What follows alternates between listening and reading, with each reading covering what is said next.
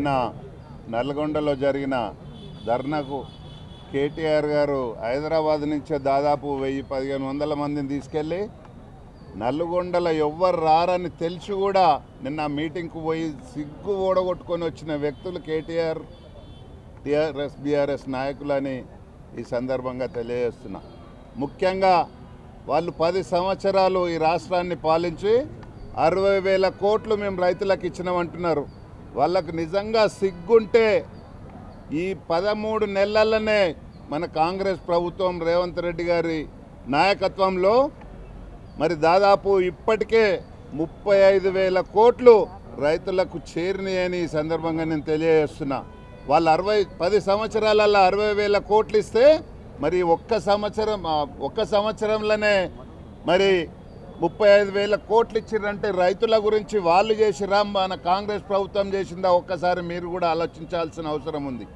అంతేకాదు 60 సంవత్సరాలు కాంగ్రెస్ పార్టీ పాలనలో ఈ సమైక్య ఆంధ్రప్రదేశ్ కానీ ఉంటే 60,000 కోట్లు కూడా ఆ రోజు అప్పు చేయలేదు. ఈరోజు ఒక్క 10 సంవత్సరాలు అప్పు చేసి 7,500 కోట్లు అప్పు చేసి అవి కాకుండా ఇంకొక 7,500 కోట్లు మనకు తెలియకుండానే అప్పులు చేసి పెట్టింది. మరి ఈ ఉద్దర్లు పెట్టిర్రు, మీరు ఒక్కసారి ఆలోచన చేయండి. అప్పు చేసినవి చెప్తా ఉన్నాం మేమంతా రోజు. మరి ఉద్దర్లు పెట్టినవి లెక్క పెట్టుకుంటే మరి ఎడ్యుకేషన్ మీద కానీ ఫీజు రీయింబర్స్మెంట్ దాని మీద కానీ ఇలాంటివన్నీ కూడా ఒక 4,000-5,000 కోట్లు అవి కూడా ఉన్నాయి. అవి కాకుండా మీరందరికీ తెలుసు, గతంలో ఎప్పుడు టైం అయితే టైం ప్రకారం టెండర్లు పిలిస్తే మన ఎక్సైజ్ టెండర్లు 1-2 నెలలు ముందు పిలిచిర్రు.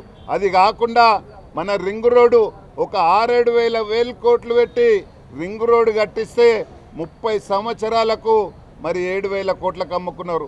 ఇవాళ ఒక్క సంవత్సరానికే దాదాపు 5,500-6,000 కోట్లు వస్తున్నాయంటే ఒక 2 సంవత్సరాలలో వెళ్ళిపోతే మిగతా అన్ని యువనభ సొమ్మని అమ్ముకున్నారో ఒక్కసారి ఆలోచించాల్సిన అవసరం ఉంది ఈ రాష్ట్ర ప్రజలు కూడా. అందుకనే చెప్తున్నాం, వాళ్ళు రైతుల గురించి మాట్లాడే హక్కు లేదు. ఈ రాష్ట్రాన్ని దోసుకొతిన్న వ్యక్తులు ఎవడన్నా దొంగలు తెలందాక పోయి దోసుకొతింటే వీళ్ళు పొద్దుందాకనే ఈ రాష్ట్రాన్ని దోసుకొతిన్న వ్యక్తులు కేసీఆర్ కేటీఆర్ కుటుంబం అని ఈ సందర్భంగా మీకు మనవి చేస్తున్నా. ఈ రాష్ట్రంలో వాళ్ళు చెడబుట్టిరనే ఉద్దేశంతో కేసీఆర్ కుటుంబమే ఈ రాష్ట్రంలో చెడబుట్టిరు, మొత్తం ఈ రాష్ట్రాన్ని దోసుకొతిన్నారు. ఇంకా కూడా సరిపోతలేదు, లేకపోతే ఊరుకుంటే వీళ్ళంతా చెప్తా ఉంటే మమ్మల్ని నేడ రాళ్ళ తీసుకొని కొడతారు అన్న భయంతో ఏదో అక్కడక్కడ మీటింగులు పెడదామని ప్రయత్నం చేస్తున్నారు. మీడియా ఛానళ్ళల్లో కూడా అన్నీ ఆలోచిస్తున్నారు. వాళ్ళు చేస్తున్నదంతా ఓన్లీ యూట్యూబ్ ఛానళ్ళు తప్ప మెయిన్ ఛానళ్ళు ఎవ్వరు కూడా వాళ్ళ సొంత ఛానళ్ళు తప్ప ఎవ్వరు కూడా వాళ్ళ గురించి ఇవన్నీ విశ్లేషిస్తలేరని సందర్భంగా మనవి చేస్తున్నా. అందుకే ఇంకొకసారి మా మంత్రుల మీద కానీ మా ముఖ్యమంత్రి మీద కానీ ఏమన్నా మాట్లాడితే ప్రజలే తరిమి కొట్టే రోజులు దగ్గరున్నాయని సందర్భంగా మనవి చేస్తున్నా.